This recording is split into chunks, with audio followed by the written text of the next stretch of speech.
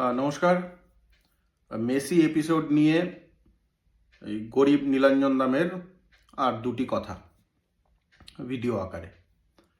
তো আমি সোশ্যাল মিডিয়ায় দেখছিলাম যে আমাদের মধ্যে অনেকেই যেটা বম্বেতে যে মেসির ইভেন্টটা হয়েছিল তাতে ওয়াংখেড়ে স্টেডিয়ামে যে ফ্রিতে জল দেওয়া হয়েছিল সেটা নিয়ে খুবই আপ্লুত, এবং আমাদের কলকাতার সল্টলেক স্টেডিয়ামে যুবভারতী স্টেডিয়ামে একটা জলের বোতল 200 টাকা করে বিক্রি হচ্ছিল, সেটা নিয়ে খুবই ক্ষুব্ধ।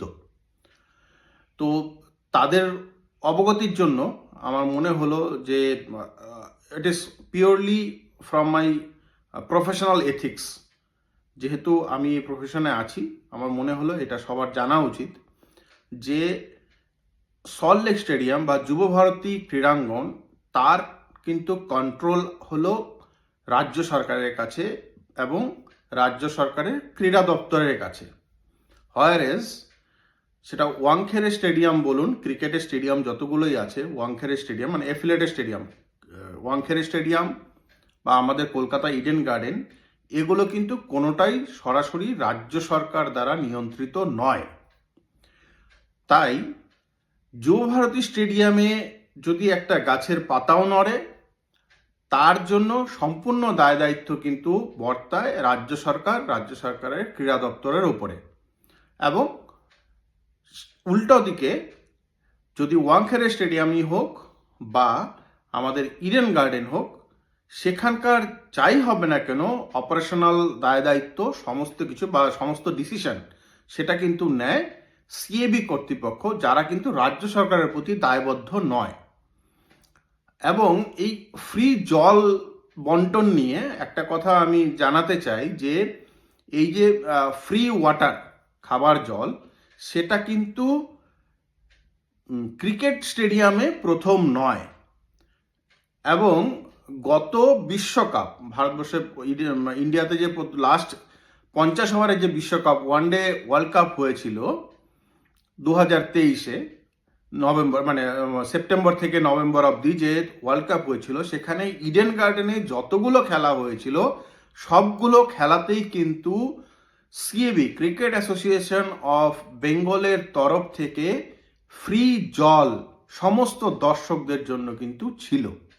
এবং সেটা কিন্তু সমস্ত ভারতবর্ষে এবং এমনকি যারা বিদেশি দর্শক যারা এসছিল কলকাতায় খেলা দেখতে, মানে বাংলাদেশের অনেকগুলো ম্যাচ ছিল, 2-3টে ম্যাচ ছিল, পাকিস্তানের 2টো ম্যাচ ছিল, সেই সমস্ত জায়গা থেকে যারা এসছিলেন, যে সমস্ত সাংবাদিকরা এসছিলেন, যে সমস্ত দর্শকরা এসছিলেন, তারা কিন্তু এই ফ্রি জল ইডেন গার্ডেনে যে ফ্রি জল দেওয়া হয়েছিল সেটা নিয়ে কিন্তু খুবই প্রশংসা করেছিলেন।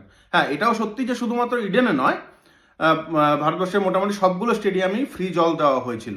তো ক্রিকেট স্টেডিয়ামে ফ্রি জল দেওয়াটা কিন্তু একটা এখন একটা কিন্তু মানে নর্মাল ব্যাপার হয়ে গেছে, যেটা সল্টলেক স্টেডিয়ামে নেই। তো সল্টলেক স্টেডিয়ামের সঙ্গে ওয়াংখেড়ের তুলনা কিন্তু করবেন না। ওয়াংখেড়ের সঙ্গে যদি ওয়াংখেড়ের সঙ্গে ইডেনের তুলনা করুন, সেক্ষেত্রে কিন্তু ফ্রি জলের ব্যাপারটা কিন্তু ইডেন গার্ডেনে অনেক আগে থেকেই করা হয়েছে। এবং যেহেতু আবার বলছি, সল্টলেক স্টেডিয়ামের সমস্ত দায় দায়িত্ব কিন্তু রাজ্য সরকারের ওপরে, এবং রাজ্য সরকার ডিসিশন নেয় যে কি করা হবে কি করা হবে না, যেটা কিন্তু ক্রিকেট স্টেডিয়ামগুলোর ক্ষেত্রে নয়। তাই ক্রিকেট স্টেডিয়ামের ফুটবল স্টেডিয়ামের অব্যবস্থার সঙ্গে ক্রিকেট স্টেডিয়ামের অব্যবস্থাকে আপনারা তুলনা করবেন না। আমি একজন প্রফেশনাল, এবং কেন আমি এই কথাগুলো বলছি যে কেন ইডেন গার্ডেনে হয়েছিল এই জিনিসটা, তাও 2 বছর আগে 2023 সালে, কারণ ওই সময় গোটা ব্যাপারটার দায়িত্বে ছিলাম আমি as a head of operation for world cup 2023।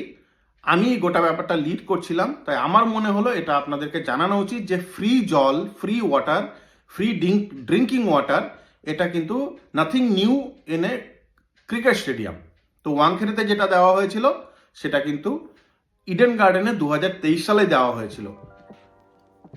এবং ওয়াংখেড়ে স্টেডিয়ামে যেরকম সেই ক্রিকেট ওয়ার্ল্ড কাপের পর থেকে যেরকম ফ্রি জলের ব্যাপারটা কন্টিনিউ করা হয়েছে, এবং আমার মনে হয় এবং আমি শিওর যে এই যে আপকামিং যে T20 ওয়ার্ল্ড কাপ আসছে 2026-এর ফেব্রুয়ারিতে, আমি শিওর ইডেন গার্ডেনে সেই পরম্পরা, যেটা ফ্রি জল, দর্শকদের জন্য ফ্রি জল, সেই ব্যবস্থা আমি শিওর এখনো থাকবে।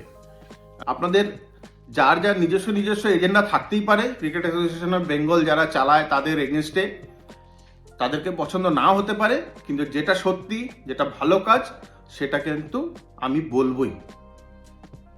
নমস্কার।